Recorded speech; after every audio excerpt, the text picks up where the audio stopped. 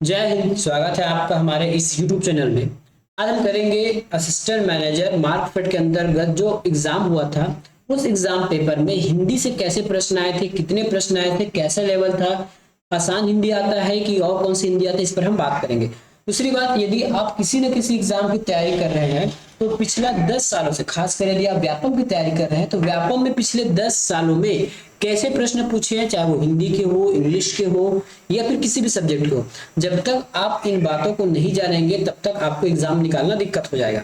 ठीक है, तो ये पेपर को हम आपके सामने प्रूफ लेके आए हैं। कोई भी आपको एडिशन क्वेश्चन दिखने को नहीं मिलेगा, केवल पेपर का ही प्रश्न आपको देखने को मिलेगा। ठीक है, तो बने रहिए हमारे साथ। और यदि आप इसका बेसिक से एडवांस तक पढ़ना चाहते हैं किसी भी सब्जेक्ट का, तो आज आप वो कमेंट कीजिएगा। उसके बाद यदि कमेंट अधिक मात्रा में आते हैं तब उस विषय पर जरूर वीडियो बनाया जाएगा। साथ में हिंदी का जो हम इसमें सॉल्व करके दिखाएंगे, उसमें जो भी आंसर लिया गया है वो फाइनल आंसर पर डिपेंड रहेगा। दूसरी बात, जहां तक हो सके हम आपको इसमें भी डीप में पढ़ाने की कोशिश करेंगे। ठीक है, तो आज का पहला प्रश्न क्या है, 81 से स्टार्ट होता है, 20 प्रश्न करेंगे 100 तक। मात्रिक समछंद, ठीक है, क्या बोला गया है, मात्रिक समछंद किसके प्रत्येक चरण में 16-16 मात्राएं होती है। ठीक है, 16-16 मात्राएं होती है। चलिए अब इसको हम बनाते हैं। एक बार और पढ़ लीजिए, क्या लिखा गया है, मात्रिक समछंद प्रत्येक चरण में 16-16 मात्राएं होती है। इसमें आपके ऑप्शन क्या क्या है, तो इसमें आपके ऑप्शन है दोहा, चौपाई, सोठा या फिर रोला। तो सबसे पहले ये जान लीजिए, मात्रिक संघ में प्रत्येक चरण में 16-16 मात्रा है। दोहा में कितना होता है, तो दोहा में होता है 13 और 11। टोटल कितने मात्रा है, ठीक है, टोटल कितने मात्रा है, 11 और 13 को जोड़िए, 11-13 को जोड़ेंगे तो 24 मात्राएं टोटल। ठीक है, तो देखिए 11-13 का मतलब होता है कि 11वां मात्रा के बाद कॉमा लगता है, उसके बाद फिर 13 मात्रा के बाद कॉमा लगता है, उसके बाद फिर 11 मात्राएं फिर होती है। उसी प्रकार अगले सम में जैसे जाते हैं, है ना, तो ये आपके सम विषम हो जाएगा ना, ये आपके विषम ऑड और इवन में है ये। ठीक है, ऑड और इवन में, ऑड मतलब पहला पंक्ति, इवन मतलब दूसरा पंक्ति, और तीसरा पंक्ति इवन में ऑड में आ जाएगा और चौथा पंक्ति इवन में आ जाएगा। ठीक है, ये होता है। चौपाई में सारे के सारे चार पंक्ति होंगे, है ना, 4 स्टेप होगा, उसमें प्रत्येक पंक्ति में 16-16 मात्राएं होती है। सोठा की बात करें, ठीक है, सोठा की बात करें तो सोठा होता है दोहा का उल्टा, इसमें 11-13 होता है। ठीक है, रोला, रोला में भी आपका 11-13 देखने को मिलता है। इसके हिसाब से हमारा आंसर कौन सा हो जाएगा, यहाँ पूछा गया सम मात्रिक संघ जिसमें 16-16 मात्राएं होती है, तो इसका आंसर हो जाएगा चौपाई। ये प्रश्न पूछेगा कि देखिए हमेशा आपके 1 डे एग्जाम में इसी प्रकार से प्रश्न पूछे जाएंगे, आपके छंद से, रस से। आपको पूरा एक सेंटेंस या फिर कोई भी दोहा का पूरा कंप्लीट लाइन आपको बहुत कम देखने को मिलेगा कि इसको पहचानो, बहुत कम। अधिकतर आपको ऐसे ही पूछता है कि इसमें कितने में उसकी कॉमा यूज होती है। ये हमने 4 को देखा। एक और देख लीजिए, कुंडलियां, कुंडलियां, एक कुंडलियां भी होता है। इसमें क्या होता है, दोहा प्लस रोला, दोहा प्लस रोला मिला के कुंडलियां बनती है। ठीक है, उसके बाद आता है हरि गीतिका, इसको भी याद रखिए, कभी अगर क्वेश्चन में पूछ दिया गया था। हरि गीतिका, हरि गीतिका में कितने मात्राएं होती है, इसमें 16 और 12 में यति होती है। ठीक है, 16 और 12 में हमको कॉमा दिखता है, टोटल होती है 28 मात्रा। ठीक है, तो इस प्रकार से हम थोड़ा थोड़ा डिटेल बताएंगे ताकि आपको दिक्कतें ना हो। अगला प्रश्न, वात्सल्य रस और भक्ति रस को मिलाकर काव्य शास्त्रों में रसों की कुल संख्या कितनी है। ठीक है, तो आपको सबसे पहला है, जो सबसे पहले हमारे पास रसों की संख्या थी 9। ठीक है, जो भरत मुनि के द्वारा बताई गई थी। उसके बाद हमारे और विद्वानों ने 2 रस को और मिला दिया, किसको, वात्सल्य रस और भक्ति रस को। वात्सल्य रस किसके लिए होगा, छोटे बच्चों के प्रति, छोटे बच्चों के प्रति आपको वात्सल्य रस मिलता है। और भक्ति, ईश्वर की जब हम भक्ति करते हैं तो उसको उसमें भक्ति रस में मिला लिया जाता है। तो टोटल हो गया 2, तो ये टोटल हो जाएगा हमारा 11। 9 पहले का था, 2 बाद में जुड़ गया, इस प्रकार से 11 रस हो जाते हैं। ठीक है, अब 11 रस का नाम तो आपको पता ही होगा, इसके लिए दिक्कत नहीं होगा। जब रस वाला चैप्टर का जब कंप्लीट वीडियो चलेगा उसमें आपको कंप्लीट बता देंगे रस को। ठीक है, अभी फिलहाल याद रखिएगा, यदि हाँ कई बार आपको प्रश्न पूछ दिया जाएगा कि मूल रूप से रसों की संख्या कितनी है, तो आपको 9 लेना है। ठीक है, और इस कंप्लीट रसों की संख्या पूछा जाए तो आपको लेना है 11। अगला प्रश्न, निम्नांकित में से कौन सा शब्द जलज का समानार्थी नहीं है? ठीक है, जलज का समानार्थी नहीं है, तो जलज हम कमल को कहते हैं, मछली को कहते हैं, ठीक है, मोती को कहते हैं, बादल को जलज नहीं कहा जाता। ये फाइनल आंसर में इसी आंसर को लिया गया है। ठीक है, फाइनल हमारे मेरिट लिस्ट से जो आंसर बना है फाइनल आंसर, उसमें इसी आंसर को लिया गया है। चलिए और आगे नेक्स्ट प्रश्न देखते हैं। ना उद्धव का लेना, ना माधव को देना, इसका सही अर्थ क्या होगा? अनजान रहना, उधार देना, ऊपर नीचे होना, झमेले में ना पड़ना। ठीक है, झमेले में ना पड़ना, तो इसका आंसर क्या हो जाएगा? अनजान रहना। ठीक है, इसका आंसर लिया गया है, सॉरी, ठीक है, इसका आंसर लिया गया है अनजान रहना। अगला प्रश्न की ओर चलिए। अगला प्रश्न है, निम्नांकित में से कौन सा कथन सही है, ये आपको बताना है। देवनागरी लिपि में वर्णों की संख्या है 54, जबकि वर्णों की संख्या 52 है, तो ये तो गलत हो गया। व्यंजन का उच्चारण स्वतंत्र रूप से किया जा सकता है, ये गलत है, व्यंजन नहीं, स्वरों का उच्चारण स्वतंत्र रूप से किया जाता है, तो ये भी गलत हो गया। तीसरा है, स्वरों की संख्या व्यंजनों की संख्या से अधिक है, तो ये भी गलत है, स्वर की संख्या कम है जबकि व्यंजन अधिक है। अगला प्रश्न है, स्वर ध्वनियां व्यंजनों के उच्चारण में सहायक होती है, तो ये बिल्कुल सही है कि जो स्वर की ध्वनियां हैं व्यंजनों को उच्चारण में सहायक होती है, तो ऑप्शन नंबर डी इसका सही हो जाएगा। अगला प्रश्न है, निम्नांकित में से किस शब्द की वर्तनी सही नहीं है? ठीक है, तो मेरे ख्याल से ये वर्तमान गलत लिखा है और सन्यासी गलत लिखा है, ये दोनों सही होने की वजह से इस प्रश्न को विलोपित कर दिया गया है व्यापम के द्वारा। अगला प्रश्न की ओर चलते हैं। 87 का प्रश्न है, इनमें से कौन कनक का अनेकार्थी नहीं है? क्या कहा गया है? कनक का अनेकार्थी नहीं है, तो कनक का अर्थ आपको खजूर में मिल जाएगा, गेहूं में मिल जाएगा, धतूरा में मिल जाएगा, लेकिन सूर्य का मतलब कनक नहीं है। ठीक है, सूर्य का मतलब कनक नहीं है। अगला प्रश्न है, अरण्य रोदन का सही अर्थ बताइए। क्या लिखा रही है? अरण्य रोदन का सही अर्थ बताइए, तो इसका आंसर क्या होगा? ऐसा कथन जिस पर सभी बात ध्यान दे, तो ये ऐसा नहीं होगा। व्यर्थ में रोना, ये भी गलत है। ऐसा कथन जिस पर कोई ध्यान न दे, अरण्य रोदन का एक अर्थ है। ऑप्शन नंबर सी इसका सही उत्तर। सबसे पहले गिना जाने वाला प्रथम, आरंभ, अग्रज या फिर अग्रगण्य। ठीक है, तो सबसे पहले गिने जाने वाला कौन सा हो जाएगा? अग्रगण्य हो जाएगा, अग्रगण्य।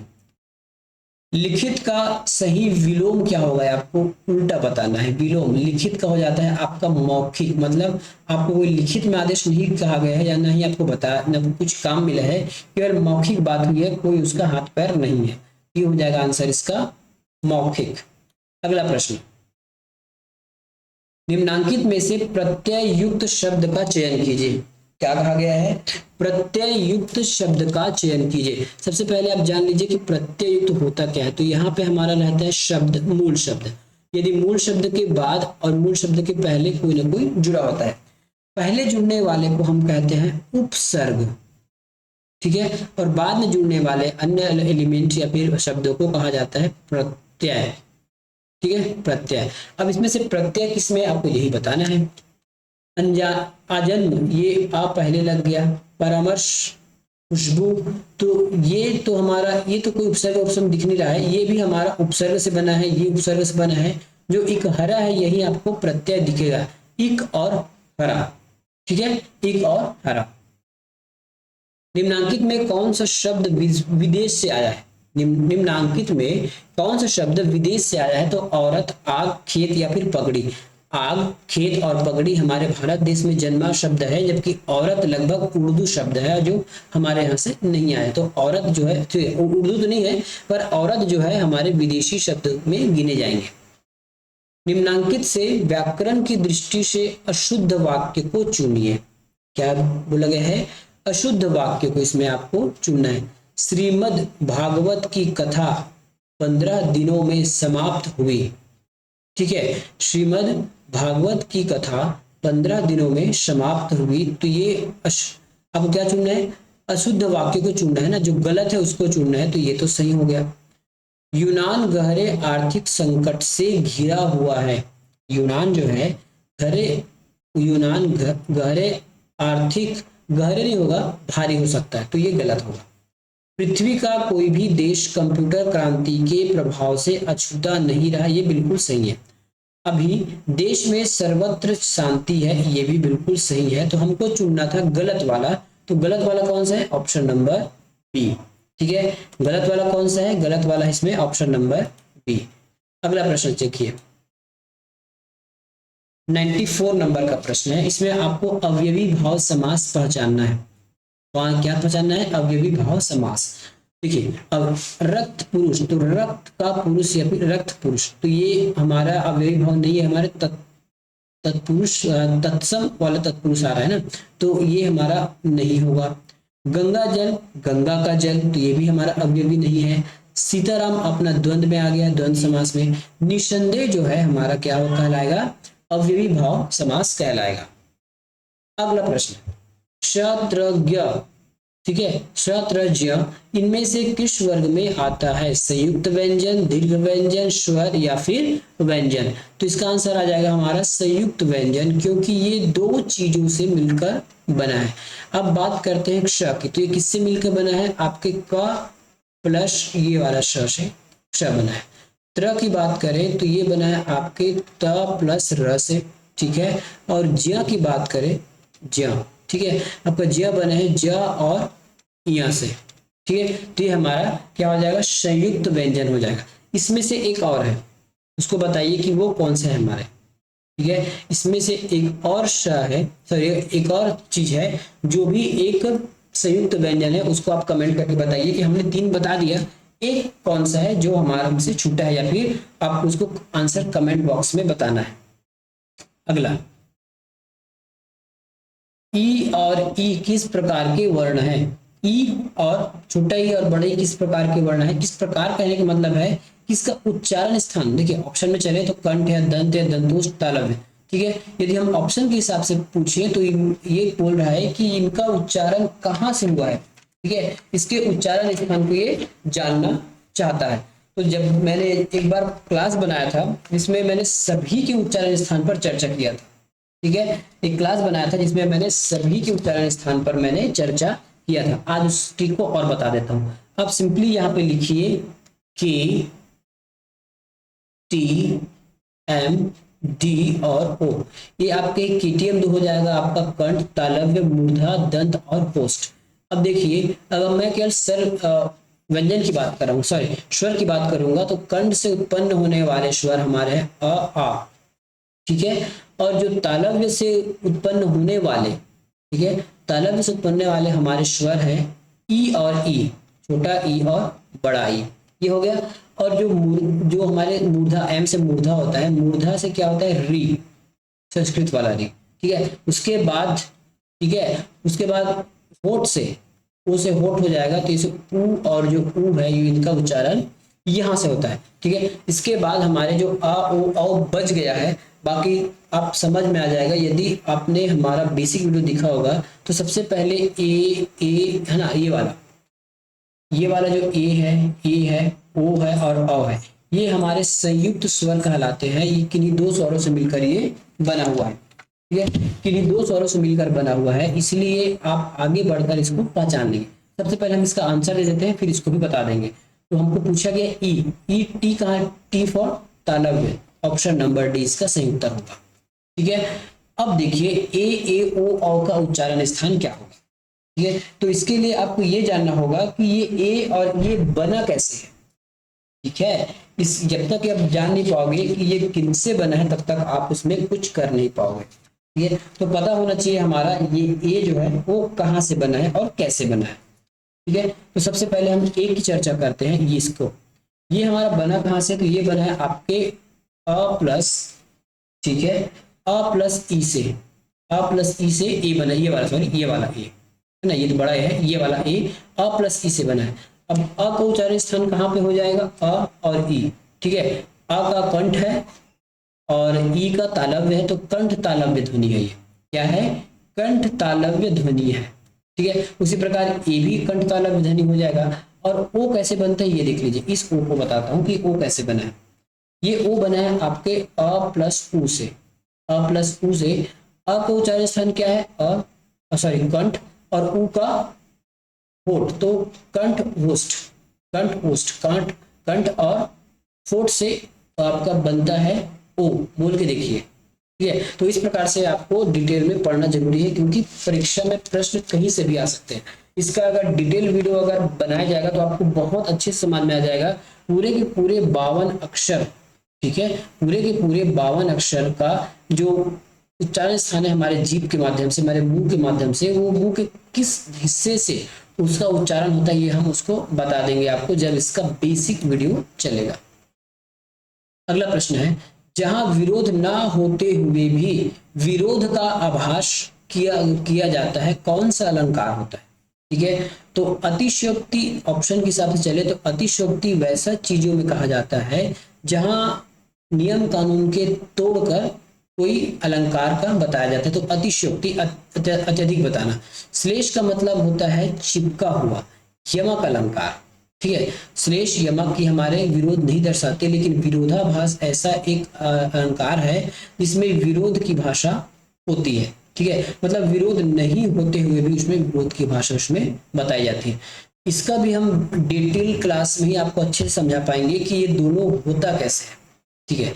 अगला प्रश्न, छंद शास्त्र का दूसरा नाम क्या है, राजनीति शास्त्र, रसायन शास्त्र, या पिंगल शास्त्र, या फिर दर्शन शास्त्र। इसका आंसर है पिंगल शास्त्र। क्यों नाम रखा गया है, क्योंकि ये पिंगल नाम के एक ऋषि थे, उन्होंने इस छंद को इंट्रोड्यूस किया था, इसलिए इस पर इनका नाम रख दिया गया है। पाणिनि ने, मतलब जो व्याकरण की जो रचयिता है, व्याकरण वाले जो जानकार, इसको पाणिनि कहते हैं, ठीक है।